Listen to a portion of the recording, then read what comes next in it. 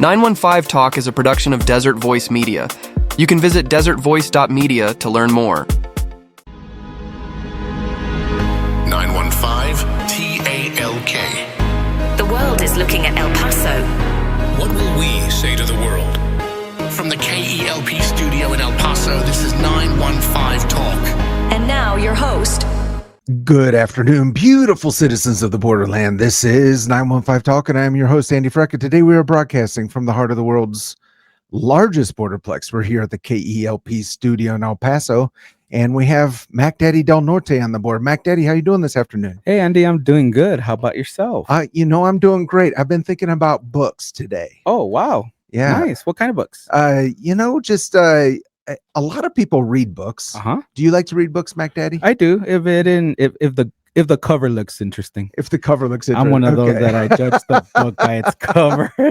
and you like books with lots of pictures. With lots of pictures and good colors, yes. Well, I'm thinking not just about reading books, but about writing books. Ooh, okay. So how many books have you written, Mac Daddy? Oh, none. I've written songs, but no books. Okay. Well, so here's the thing. You've probably written several dozen songs at least. Yeah, at least. Mm-hmm. I've never written a song. Oh, wow. Hey. Someday we can share. Yeah. Nice. I've written 3 books though. Nice. Yeah. I did hear 3 books. Yeah. That's pretty impressive, right? That is. But we have a very special guest today. Okay. Do you know why he's special? Because he is the unique expression of an endlessly creative God. That is correct. He is the unique expression of an endlessly creative God. But also he's an author. Oh, wow. Nice. And he's sold more books than my 3 books ever sold. Wow. He's sold nearly 2 million books. Wow. In 38 languages. Wow. Oh my goodness. Yeah. That's so amazing. But he's not just an author.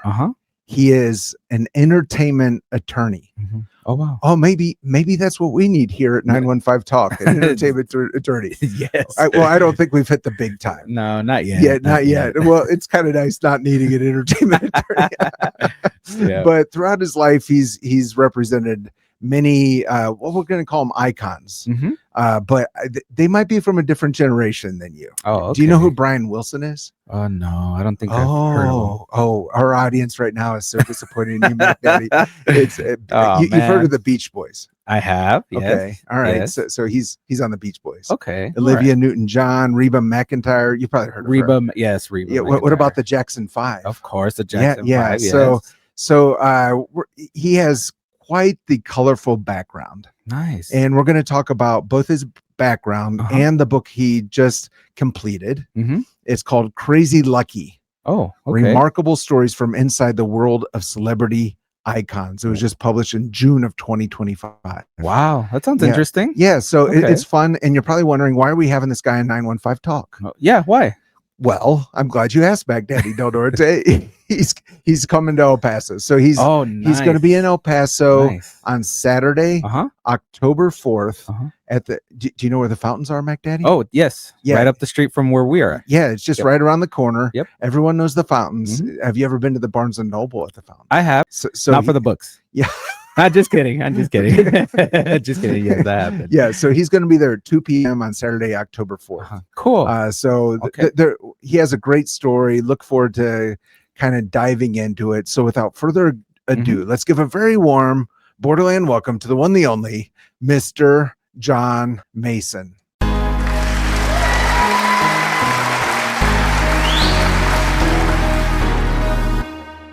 John, welcome to 915 Talk. Hey, thanks, guys. It sounds like you don't need me. It's pretty funny without me coming in. So, are you in Hollywood? Is that where you're at? No, I'm in Nashville, Tennessee. Nashville. I should have guessed. So. Okay, I should have guessed that. See, look at all the records on the wall behind you. Oh well, they're from all over. Yeah, well, there's even a Swedish gold record back there, which you haven't seen before, from ABBA. And it's somewhere over there. Oh, yeah, ABBA, yeah. Their name is a palindrome. Their type of music is a palindrome. ABBA and pop, and the Dancing Queen. Dancing Queen was a big one. Yeah. Right. So you worked with ABBA. Yes, sir. And they're not in the book because I focused in the book on the people that I worked most closely with, as in talk to every day. And Okay. when I heard Mac Daddy's knowledge of Brian Wilson, which was silence, I wanted to tell him that in the book, a chapter which is really fun is Shakira. And Mac Daddy, I'm sure you heard of her, right? Oh, Shakira. Yes, I Yeah. actually have. Yeah, yeah. Okay. Okay. All right. Okay. Not Getting Shakira closer to the O'Neal. border. Right. Getting closer to the border. Yeah. All right. Shakira's not as close as Shakira O'Neal. Yeah.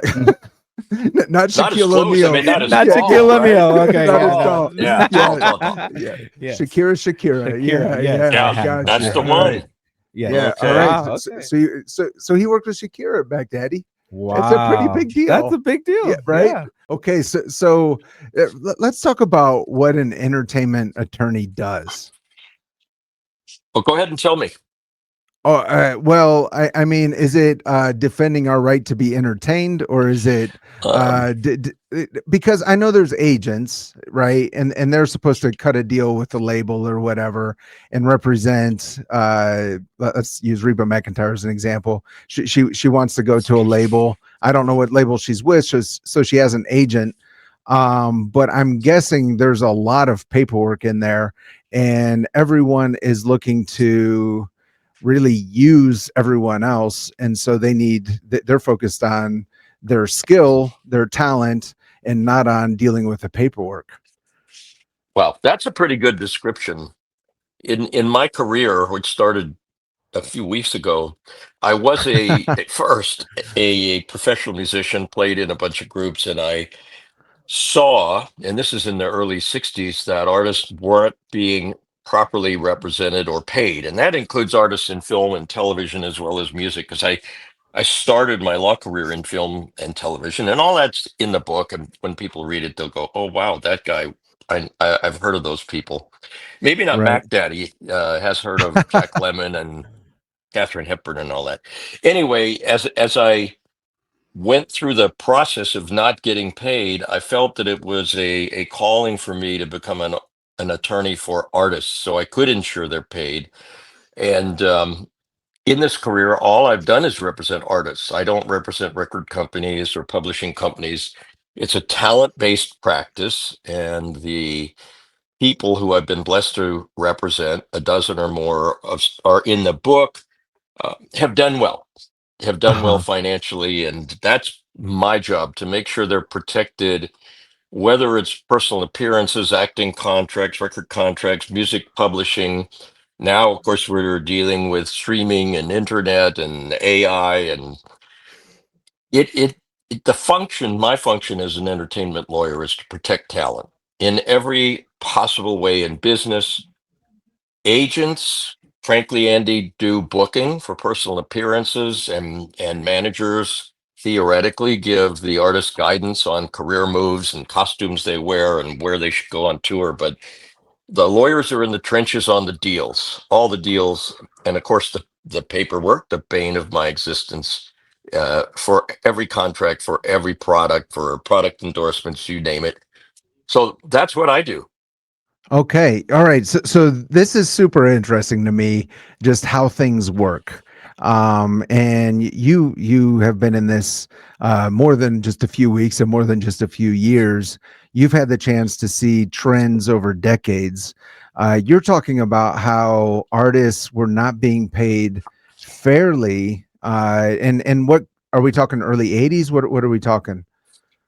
No, I started practicing law in 1971. Well, Okay. that's 54 years ago. And Uh-huh.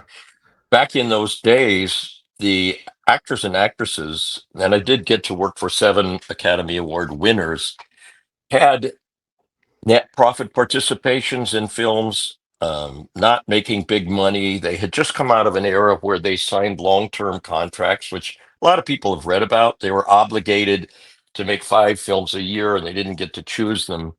So the first order of business for me was moving those actors and actresses to what became gross profit participations. So they actually Okay. got a piece of the box office. And that's where I started in the early 70s. And then television exploded, and we had these shows that we worked on with Maude, Sanford and Son, All in the Family, Mary Hartman, and I got to experience TV production and TV acting. Red Fox was one of my fun stories, who's in the book, not a chapter, but a story of me and him. And then music had always been in my life. The record contracts that I saw in the early 70s, starting in 1971 with Creedence Clearwater Revival, were terrible. The Jacksons contract, terrible. People were signing for 10 to 20 years for pennies of every dollar made. And I was able to be a big help in fixing that and getting artists to own their master recordings and share in the profits, or actually generate the profits.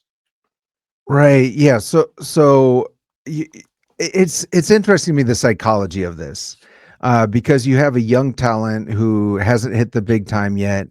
It seems that they would be open to signing their life away, as it so to speak, for pennies, just for the chance to make it, to be famous, without really thinking through the financial side of it. So probably part of this was you coming in and having a heart to heart with them. With the artists? Yes. Oh, yeah, not so much as it sounds from that. And to this day, in 2025, young artists will sign just about anything. I had breakfast this morning with a big name client of mine, whose name I won't mention, but we were talking about what are called 360 deals, where an artist signs with a record company, but they're giving up for effectively their career a piece of their touring income and their acting income, video income, sponsorships, endorsements, and touring, all of that. And they get nothing in return but a chance. And that's what you were saying, Andy. Yeah. They will do that for a chance. What I've specialized in is finding people who are so uniquely talented, and particularly after they've done a few things, that I can say to the exploiters of talent, if you want to work with this person, you will share. And that's proven successful for me for over 5 decades. So that is amazing to me. And I'll tell you why on a personal note. My son is a rap artist.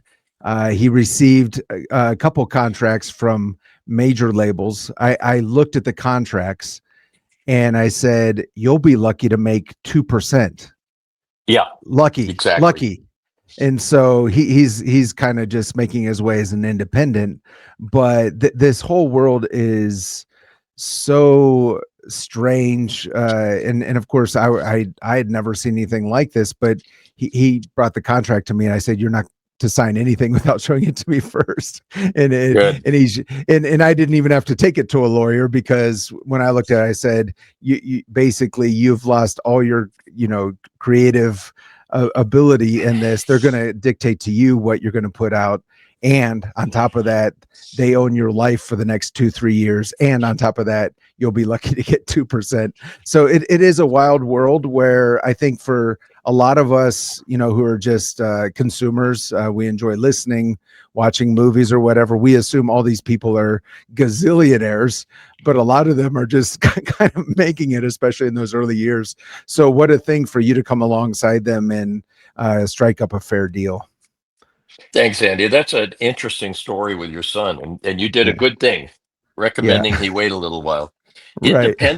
Independent artists today have a far better shot at success than those that sign those contracts you're talking about, because you can Right. sign that and never even have a record come out. But at least on your own, you control the music, you own the music, you can control where it comes out. And as you build that career in streaming and in social media, you have the chance to go to a record company on the basis that I said, where you dictate the terms. Right. They do provide a great function overall with their distribution, promotion, marketing, and all of that. But Yeah. on day one, you are a mouse in a room full of tigers and lions, Yeah, tell me hungry about it. ones. Yeah, Yeah. yeah. I find this to be so fascinating, and I feel like we could talk about entertainment law for quite a bit, but I do want us to talk about some of the folks you worked with and all of that. But first, we're going to take a break. If you're just joining us, we're with author John Mason. He's also, as you've probably picked up, he has been an entertainment attorney for 54 years, worked with some really, really famous people. He's coming to El Paso. He's going to be at the Barnes & Noble at the Fountains on October 4th at 2 p.m. I was able to read just snippets from his book. It's Crazy Lucky. It's super fun and engaging read. We're going to go into a break.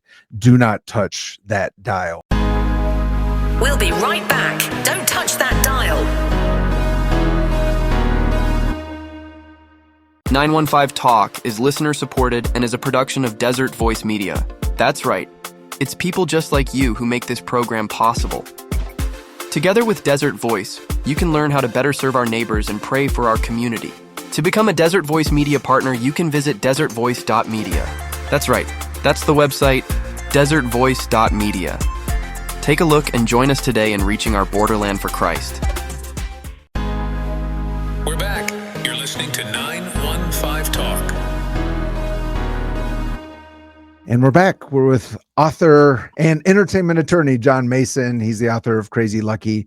And again, the friend of so many icons throughout the years. And I think when we talk about entertainment attorney who has these entertainers' backs, it feels like you weren't just their attorney, you were their friend. I am. I love that part of my role, and I love being, in a sense, part of the family, because if a personality is successful enough to be independently wealthy, they generally do and always should help take care of their family, brothers, sisters, parents, that sort of thing.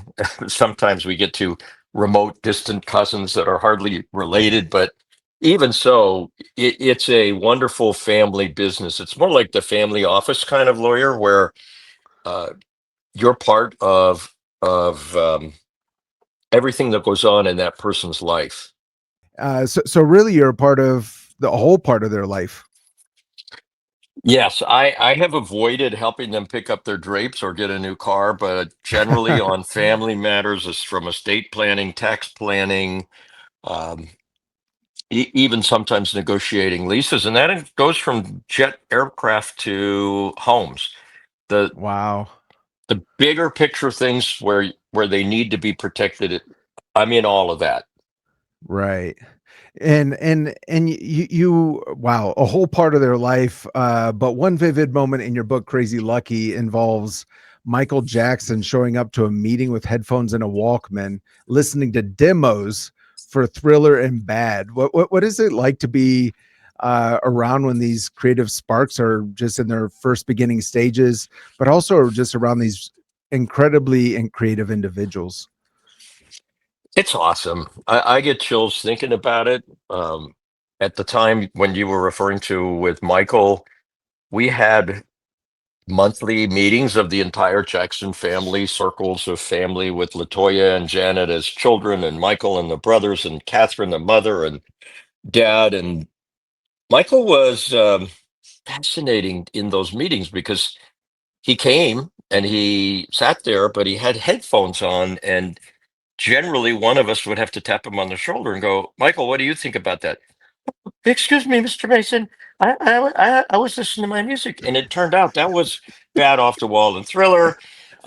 Quite a humble guy, regardless of what came later and all the things people said. But one of the most, I got to hear so many things, and I've talked about Olivia Newton-John with Physical. She didn't want to record it; it would change her image. But Donna Summer one time was doing a session, and she called me and said, "I got to play this for you." And the song was on the radio, and this double entendre of whether this note that she's talking about was physically on the radio, or the story was being told on the radio. And you can relate to that, you guys. You're on the radio. Um, Right. it's amazing, and I'm just thankful that I ever got to be part of this. And another funny one, even though Mac Daddy didn't ever hear of Brian Wilson, Brian is the writer, founder, producer of the Beach Boys. He is John Lennon, Paul McCartney, and every other Beatle rolled into one guy. And Brian wrote a song for my wedding in 1988. Oh, wow. Yeah, it's called John and Bianca's Wedding. And no, John and Bianca just got married. Uh-huh. So cool. And so, again, I'm getting chills when I think about that I got to hear all of this stuff. And Barry Manilow with Mandy. I'm excluding Mac Daddy and people that are under 30 years old right now because they might not remember those records. But the stories in Crazy Lucky are relatable to every artist today. You know, I don't represent Beyonce and I don't represent Taylor Swift, but the people in their entourage are doing that job and dealing with them in that same way. And it's just wonderful. Yeah, it's funny to me. You told the story where you were called, and how does this sound on the radio? They're calling their attorney about this, not a Yeah, just musical, not a musical producer. They're calling you. Yeah. Well, that's because I love music. And I started, as I said, as a professional musician. I might Uh-huh. never have been able to relate to artists like I do and have if I hadn't been one first. Right. Yeah, and then the story of Michael Jackson I find to be interesting just because it sounds like probably if he's meeting with you, he's talking about something that's really important. It's something financial. It's something to protect him and his future, but he's laser focused on the music. Correct. And I find that to be so fun to hear about just because those people who are really good at music, it's because they can't think about anything else. Boy, is that true, Andy. It's a blessing in a way for them to find a me. And then I'm not promoting me. I'm just saying if you find somebody you can trust who can handle the business, it's huge. And I'd say that for your son, right? Because here he Right. is at the beginning of a potentially great career Yeah. doing music that is the most popular kind of music today, and he has his whole life ahead of him. Yeah, he can't think about anything but music, I'll tell you that much. He spent 6 months working on a song that has 80 layers of music just Oh because it my was goodness. interesting to him. Yeah, wow. So Yeah, that's so fun. you have to go listen to that in Sony Atmos so you can even hear Right. it. Exactly. Oh wow. So what is this whole thing with folks being just enamored by celebrities? Yeah, I've thought about it a lot in my life, and having started making hit records in the 50s, I think everyone wants to feel good. Everyone wants to be entertained. Everyone wants to know that somebody else is thinking what you're thinking. And a big part of the success of Taylor Swift has been exactly that. But I would say this about people in Germany and people in China. Music is super popular in China, Japan, Germany, and it isn't in English. But the stories, and they have maybe more exaggerated stories in Japan and China because some of them are historical and some of them are allegorical. But the beauty of music is it makes you feel. And for my work in film with film composers like John Barry, the Academy Award nominee, if you listen to a film ever without music, you will want to run out of the room screaming because there's nothing without the music. And that's really the best answer I can give you to that question. Yeah, it's interesting to me to see we look at celebrities, we might be enamored by them, we might not be interested in them at all, but as someone who has had so many celebrities as friends, do you think that they're the same as the rest of us, or do you think that they're different? All of the celebrities I've worked with, and there are a few exceptions whose names will remain unnamed, have been the same person in person as they are seen by their clients. And I've talked about that some. For example, with Kenny Rogers in particular, Kenny could be talking to me about business as he's standing in the wings going on the stage, go out there, kill the audience, and come back and finish that sentence. He was a charming, wonderful entertainer. Songs came from his heart. Um, but he could do business. But the person that came out on the stage was the same guy that I would be talking to. He didn't become an ogre after the show, nor did Michael in the time that I worked with Michael. He was a kind, gentle guy who really was doing a giant favor for his brothers and his family by staying in the group, Jackson's, and signing that contract with them, which is what we were working on, that required him to go on stage and perform with them. And guess what? Without Michael Jackson's, the Jacksons didn't go on to a great career. They're still performing, brothers that are left. But anyway, I think in general, entertainers are what people would like them to be. And there are exceptions, right? But if you met Right. Taylor Swift, which I have many times, she's just everything that you see when you see her, including with her boyfriend and in her concerts. She is that. Yeah, yeah. It is interesting, and I want to ask you a loaded question now. We are a talk show. We talk local issues normally, just anything that's going on in El Paso, but just anything. But we also happen to be a Christian radio station. What is your view? You're there in Nashville. If you have any view at all on the Christian entertainment industry out of Nashville. Well, it grown and grown and grown. The integrity of Christian music artists and what I'll still call the exploiters of talent, the record companies, publishing companies, television networks, radio station owners, if you're working for them, uh, is there's a lot more ethics and morality in the Christian world than there are in country music. I'm speaking as a Nashvilleian. Uh-huh. Um, and that really helps. I've worked with some great Christian artists, and they walk the walk Mm.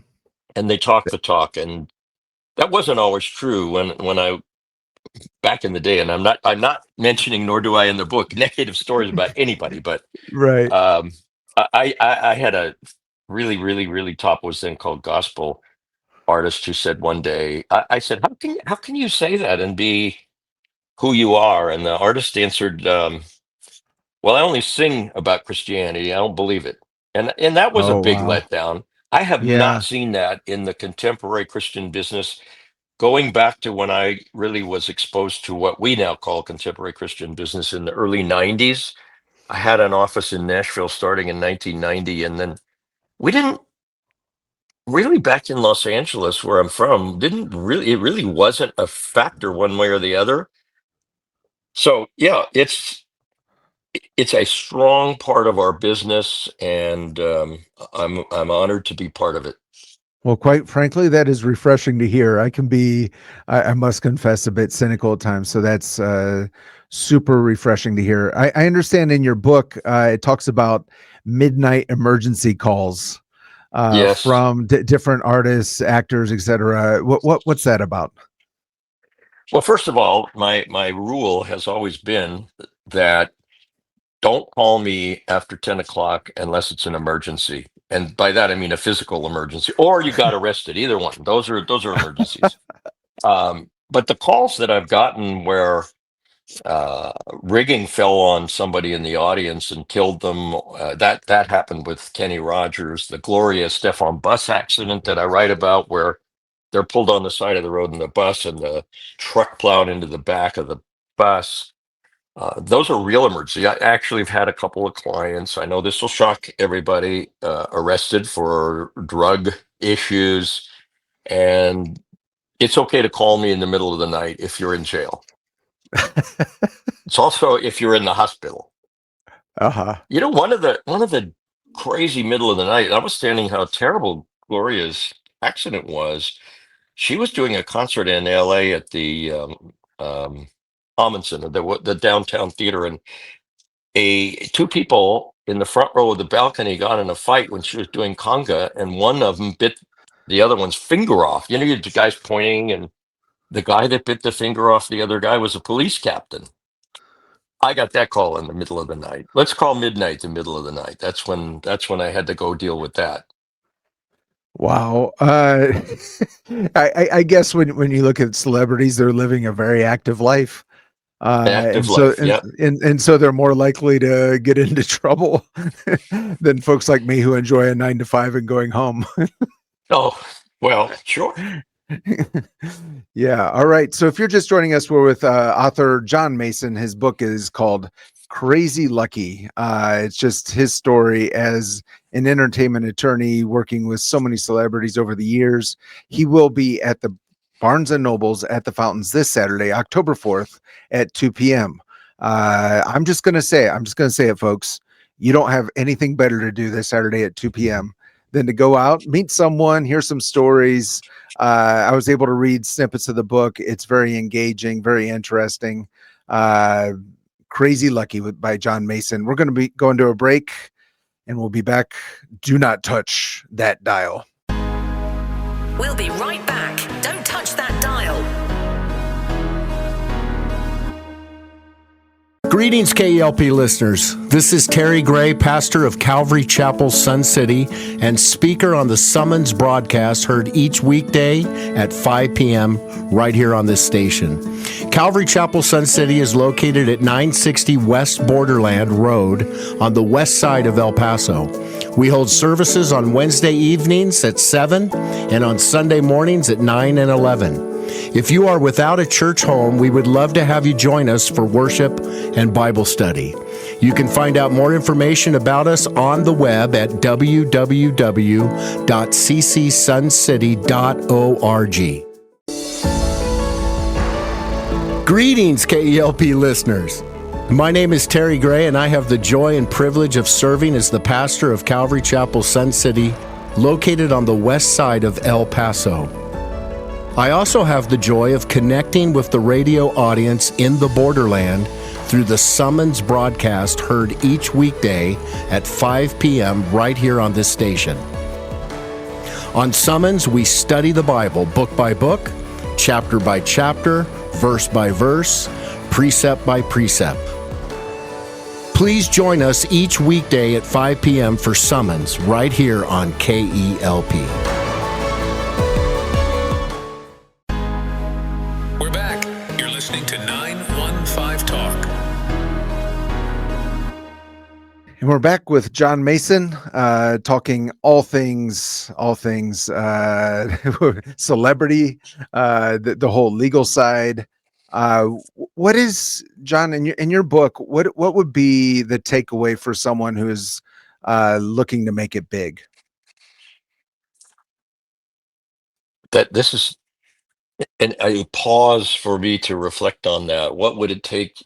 Enormous talent, an enormous tenacity, and crazy luck. That's why I called my book Crazy Lucky. I've been crazy lucky to have the career I've had with the incredible talent that I've had. But every single one of those people, and even if you went back to John Wayne in early days, Cary Grant and the acting side, and Randy Travis and Travis Tritt and Gloria Estefan, who I saw on TV this morning, that they are enormously talented. They worked hard to get a chance to be heard by anybody. And they were lucky to get to a place where they had the opportunity to show that talent. And that's as true today, Andy, as it was when I started in the business. It's I had a meeting this morning with the client. I mentioned the client, and I'll just say the name because he's not in the book, but Mark Miller, Sawyer Brown, has found an artist named Sophie who is, in my opinion, as talented as anyone I've ever met or heard in my life. And she turned Wow. 19 last month, and we have a plan with this 19-year-old artist that is going very well. We're very patient, all of us. She has the talent for sure, and she has the drive. She's moved here to Nashville from Arkansas, and she is going to be in the right place at the right time. because we are making sure she does. Mhm. Yeah, I find this so interesting. This combination, you talk about luck, tenacity, and talent. Those three things. I would think that the more talented and tenacious you are, the more lucky you'll become. Yeah, But, well, sure. But you and could be tenacious and talented in Alaska, and it's probably not likely that you're going to have any fair point. success in entertainment. Fair point.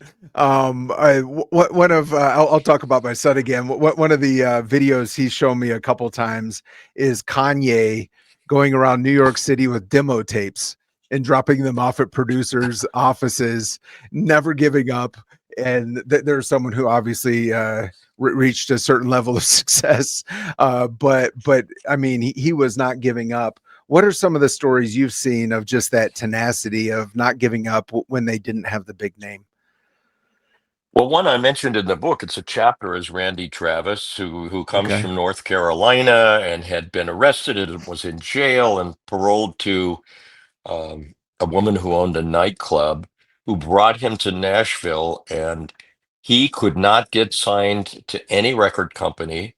She started a club in Nashville and then hired him to be do shows, but to be the dishwasher. So doing shows, being the dishwasher, just getting experience and going on. That's really, really tenacity. And you could go to Donna Summer. Every single person has a story like that.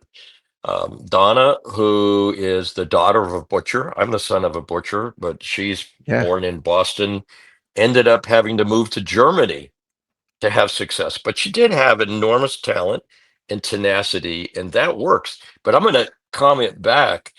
If you have tenacity and you're not talented, it doesn't matter what you do. You can knock on every door in New York, rock around your tapes.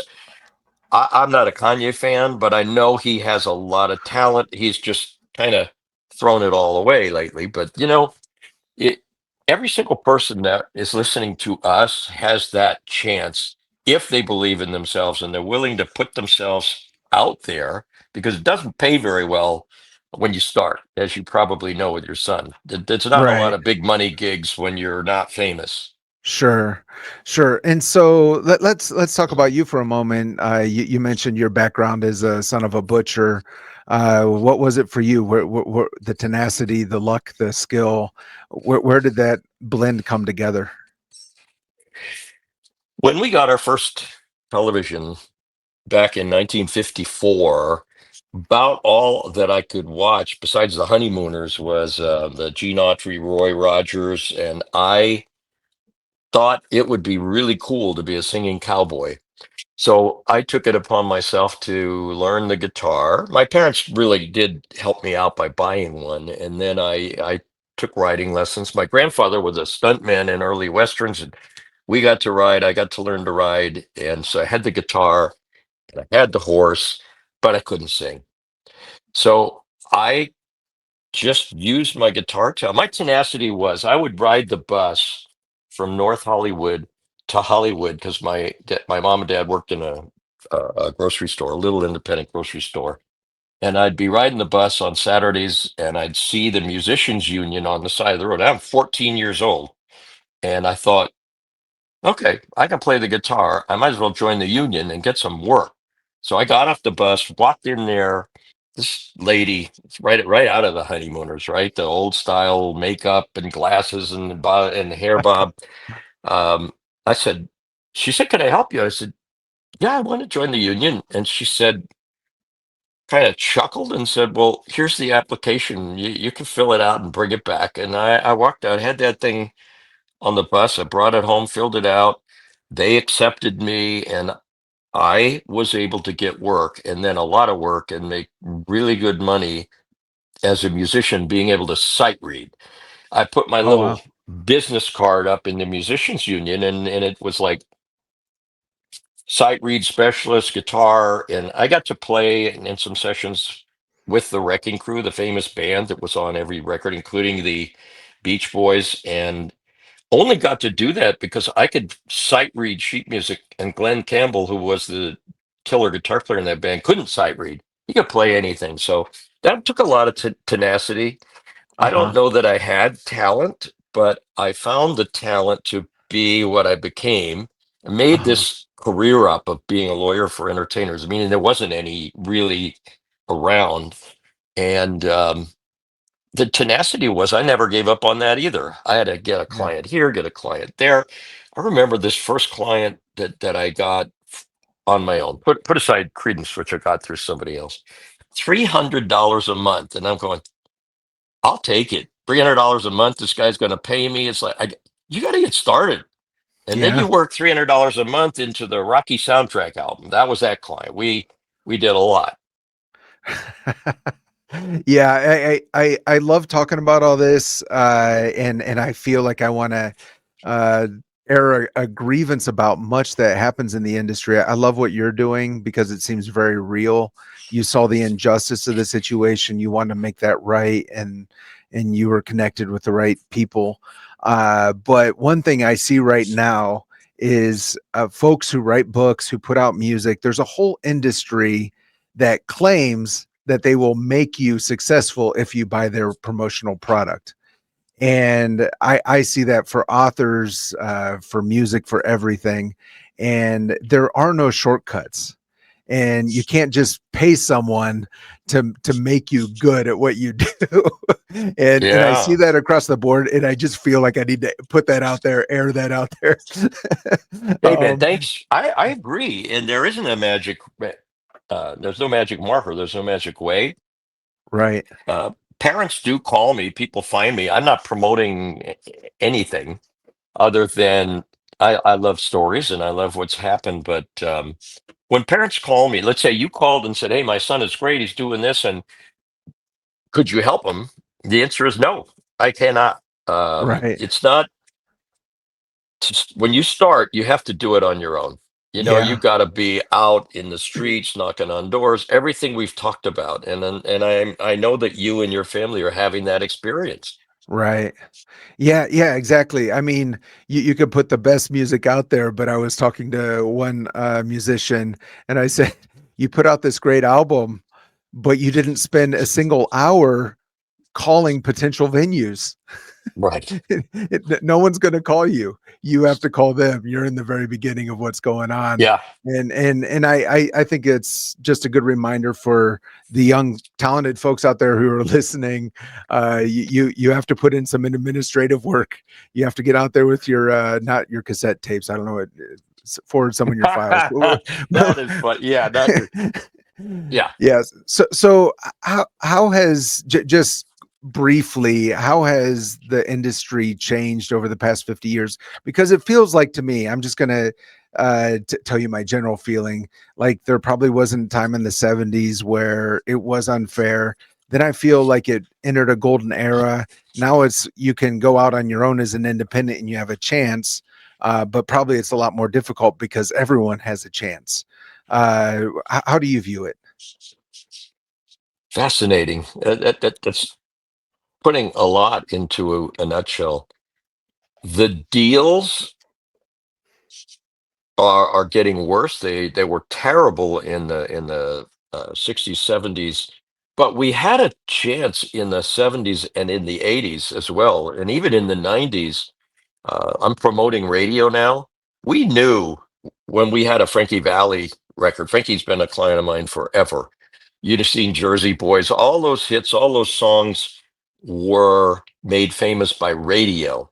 Radio, radio, radio. When I was an artist, we used to have we had to go to every station we could be that would let us in the door. We'd be driving to El Paso from Los Angeles to knock on the door of KELP to see if we could get our record played. And you Yeah. know what? There are still artists that do that, but they're doing it on a better plan basis. Right. So the opportunity that we had in my early career to get records on the radio and have people listen and buy records, which you don't do anymore, is Right. gone. Now it's Right. streaming, Right. introduction by streaming, downloading music, not going physically to the store. Where we would go into Wallach's Music City in Los Angeles, and they had these little booths, and you could get the vinyl record and go sit in there and listen to the record to decide if you wanted the record album I'm talking about. Because Right. 45s, you heard it on the radio, and people, Elvis Presley, 1 million people would go buy that 45 RPM record, physical, go to a store and get it. And it happened with the Beatles. We don't have that anymore. Right.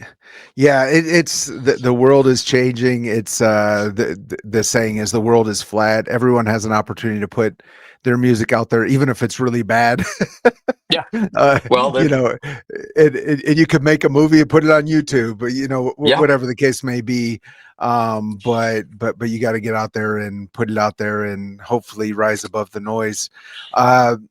So John, you are again on this program. It's a local Christian program. I do want to ask you if AI is correct in that you are a devout Catholic. Is that correct? That is correct. Yes, sir. Okay, so where does faith come in all this?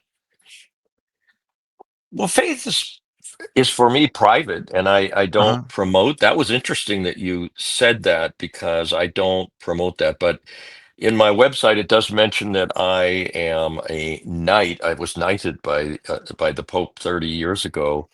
Um, but my faith is about morals and ethics and sharing with people who need my help outside my profession. Mm, Probably in my parish, nobody knows what I do. It's not something that I believe that I should be telling my parish uh, what celebrities do, how celebrities do. But the contributions through Catholic Charities and my contribution in the Mass is very personal. yeah, yeah, it is interesting. Jesus in the single sermon said, "Don't let your left hand know what your right hand is doing." And then in the same sermon, he Right. said, "Let your light so shine before men, so that they can see Right. your good deeds." And it is an interesting mix, but I respect just someone who's quietly serving the community and being knighted by the Pope. That's pretty cool.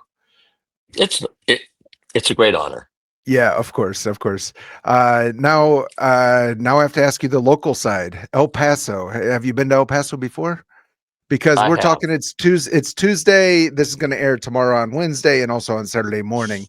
When were you in El Paso? What was your uh, what what was your takeaway? What do you remember about the city? I remember beautiful art and access to beautiful art across the border. Mm, Um, I was fortunate, back in crazy lucky in a way, to have served for Presidents Reagan and both Bushes. And when George W. became president, he appointed me to the President's Committee on Arts and Humanities, and your local um, art connoisseur, Adair Margot, uh-huh. uh, became chairman of the committee. And Adair invited us down to El Paso, the committee. There were only 11 of us, to come and see what El Paso had to offer for arts and humanities to our country. We are the only Hmm. country in the world, and I'm saying this on the radio because it's people don't realize we are the only country that doesn't have a ministry of culture. We don't have a ministry of history. Every other Yeah. country has a minister of culture, and you can Yeah. explore culture in England and Germany and China. We went to China as a committee, but you can't explore culture in America without going. So I went to El Paso to explore the culture and the art, thanks to Adair Margot. That's so interesting. I'd never thought about that. How every country in the world does have a Ministry of Culture. We need a Department of Culture in the United States. You could be the first secretary. What do you think, John? I would love it, but it doesn't look like we're going in that direction. Yeah, and you mentioned Adair Margot's name. I think it's safe to say that's a household name here in El Paso.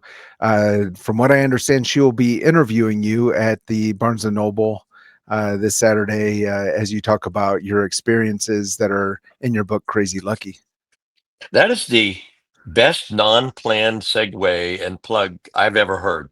Yes, Adair is hosting and interviewing me. And Yeah. I'm sure your former mayor, her husband Dee Margot, will be there as well. Okay, yeah, I think that'll be a draw for people as well, because they're well known, well loved here in El Paso, And what a great person to have interviewing you on Saturday. So just a reminder, if you're just joining us, this talk, as always, is available afterwards by visiting desertvoice.media. Just click on that 915 talk link. But it's a super interesting conversation, I think, particularly for those who are involved in creative pursuits, whether it be writing, music, film, whatever the case may be. To just remember, I think we talked about a blend of tenacity, skill, talent, and luck. Yes. Are we missing anything, John? That's it. And That's it. I'll tell you that the tenacity is crucial. You could be like I said, I was joking about the most talented person in the world could be in Alaska, and it wouldn't matter how many bars you played. But yeah, it still takes beating down the doors, and it takes an enormous amount of humility. Anyone Right. who's been successful in any part of entertainment will say it's humbling. The amount of times you Right. get turned down today because of social media, the amount of times you're torn down publicly for espousing your belief, for how you deliver your art, it's hard. It's really hard. And start with there's no easy way. Right. Yeah. I think we have an idea for a new movie, The Most Talented Man in Anchorage.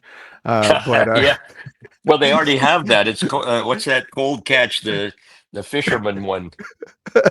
That's right. Yeah. So, John, what a pleasure to chat with you.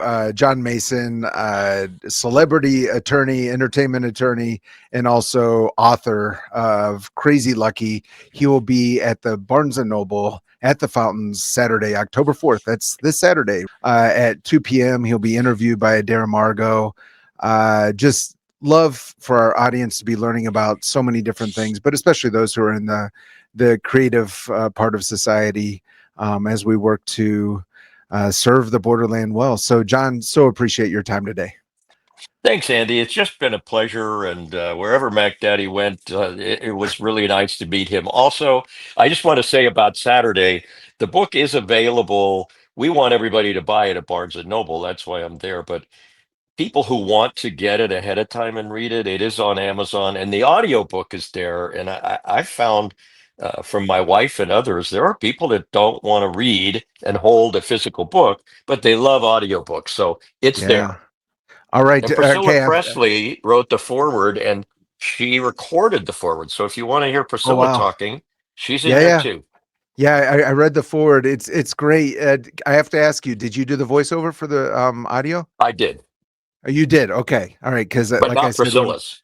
right. So you did for the rest of the book. Because like did. I said, when we first started chatting today, you have a great voice for radio. Oh, so thank you. That's a great audio book. Again, John Mason, Crazy Lucky is the book. Again, John, thank you for joining us today. As You're we always welcome, say, Andy. let's learn to love our city, love our neighbor, and give God all the glory. This has been 915 Talk. You have been listening to 915 Talk, a production of Desert Voice Media.